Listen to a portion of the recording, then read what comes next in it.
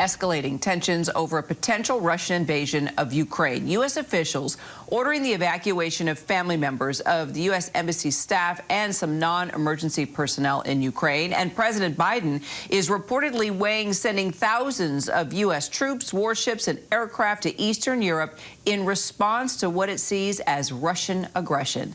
ABC's Patrick Reevell joins me now live from Kiev with more. So, Patrick, the Ukrainian government criticizing the U.S. decision to partially evacuate its embassy as premature, it says, and excessively cautious.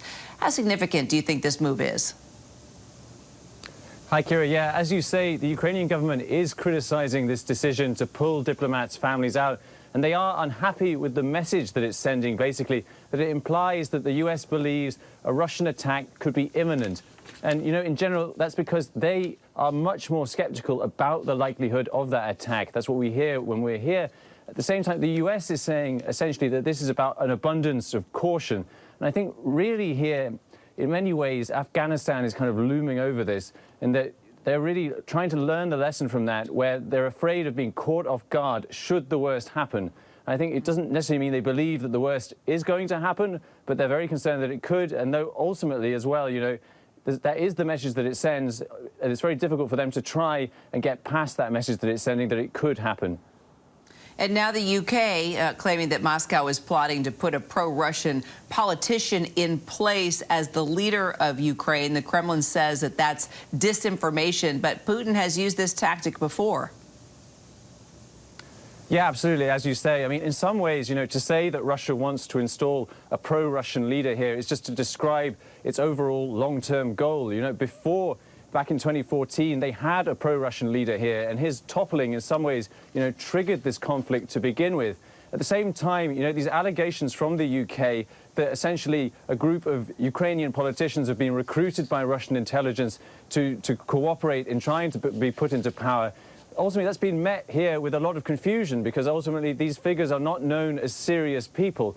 And so in some ways, you know, the Ukrainians here are saying if Russia does have this plan, it's possible they do have this plan, but simply that it's a sort of absurd one.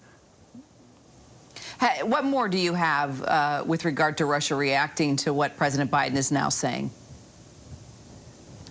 Yeah, I mean, as they have for, you know, throughout this crisis and for months now, they insist that they're not going to attack Ukraine, that they have no plans to attack Ukraine. The Kremlin today saying that it's just hysteria. But at the same time, that military buildup by Russia is continuing. Almost daily, we see more trainloads of artillery and tanks arriving close to Ukraine, and in particular up in Belarus, which is only about 200 kilometers north of where we are right now. And those movements in Belarus, which Belarus and Russia say are exercises, at the same time are making people more nervous because it is so close. And I think, of course, that's the point. It's supposed to be intimidating, having these huge forces massed up on the border. Patrick Reevell for us there live in Ukraine. Stay in touch with us. Thanks so much, Patrick. Hi, everyone. George Stephanopoulos here. Thanks for checking out the ABC News YouTube channel. If you'd like to get more videos, show highlights, and watch live event coverage, click on the right over here to subscribe to our channel. And don't forget to download the ABC News app for breaking news alerts. Thanks for watching.